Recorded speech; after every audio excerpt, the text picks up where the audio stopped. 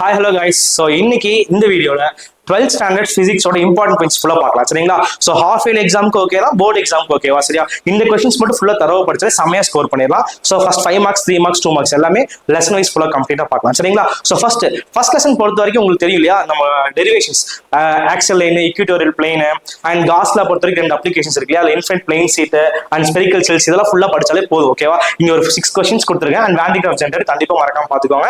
நான் ரொம்ப short out பண்ணி தான் கொடுத்துருக்கேன் மோஸ்ட் இம்பார்ட்டன்ஸ். இதுலயும் கம்மி பண்ணி படிக்காதீங்க, இது கொடுத்த ஃபுல் எல்லா கொஸ்டின்ஸும் கண்டிப்பா படிக்க ட்ரை பண்ணுங்க.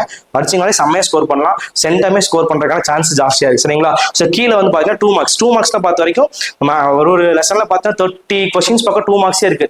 Interior questions, book in questions, book back questions எல்லாம் சேர்ந்து அதை ஷார்ட் அவுட் பண்ணி கொஞ்சம் கொடுத்துருக்கேன். இதெல்லாம் ஃபுல்லா பாத்துக்கோங்க 2 மார்க்ஸ் எல்லாமே.